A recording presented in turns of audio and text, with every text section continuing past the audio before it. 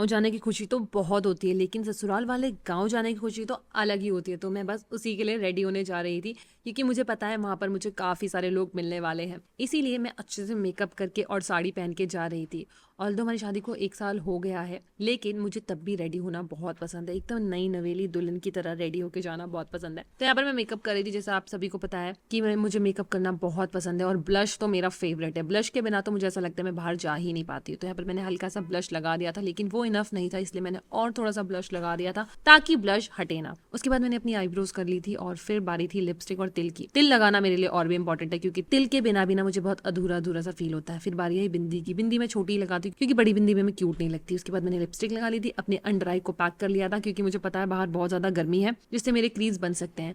आज पूरा मेकअप मैं खुद से कर रही थी, क्योंकि आज मेरे मेकअप दादा बहुत लेट आ रहे थे। वैसे तो मेरे वो हेयर स्टाइलिंग के ही है, मेकअप तो मैं वैसे भी बहुत ज्यादा लाइट करना पसंद करती हूँ। तो यहाँ पे मैंने थोड़ा सा आई शेडो दे दिया था, काजल लगा दिया था, उसके बाद लगा दिया था मैंने मस्कारा। मस्कारा लगाने में ना मुझे बहुत ज्यादा डर लगता है, लेकिन तब भी मैंने थोड़ा सा लगा ही लिया। और फिर मैंने अपने फेस को कर दिया स्प्रे करने के बाद बारी आई साड़ी पहनने की। तो यहाँ पे मैंने बहुत ही सिंपल सी रेड कलर की साड़ी पहनी थी और मुझे बहुत अच्छी लग रही थी, क्योंकि लाइट साड़ी ही पहननी थी मुझे।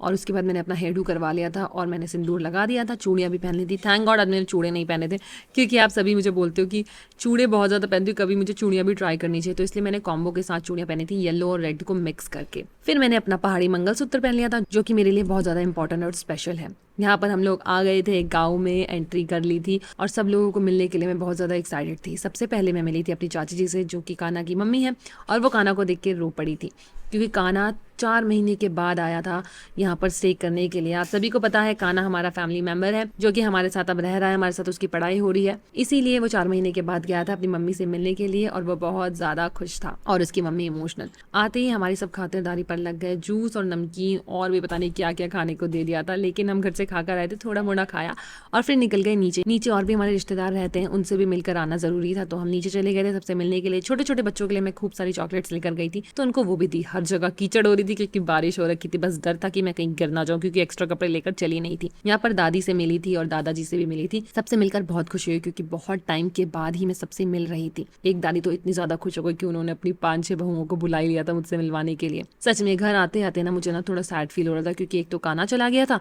और दूसरा मुझे अपना पूरा मेकअप उतारना था, क्योंकि दिल्ली के लिए निकलना था। गाँव जाके यही अच्छा लगता है कि आप पूरा सज सवर कर जाओ, लेकिन बुरा ये लगता है कि आपको फिर सब कुछ उतारना पड़ेगा, लाइक चूड़ियाँ साड़ियाँ। सच में ये दिन डेली मिल जाना बहुत मजा आ जाए, जब मुझे डेली साड़ी पहननी पड़े कोई ना कोई रीजन से। यहाँ पर मैं अपना गजरा उतार रही थी, अपनी हेल्प खुद ही कर रही थी, क्योंकि सब इधर उधर के कामों में बिजी थे। अब बारी थी मेरे हेयर वॉश करने की, और देखो बड़ी बहू से मैं क्या बन गई थी, क्योंकि मुझे अब नहाना था, दोबारा से पसीना पसीना हो गई थी। आई होप आपको ये वीडियो अच्छी लगी होगी। लाइक शेयर कमेंट जरूर कर देना और चैनल को सब्सक्राइब भी। बाय।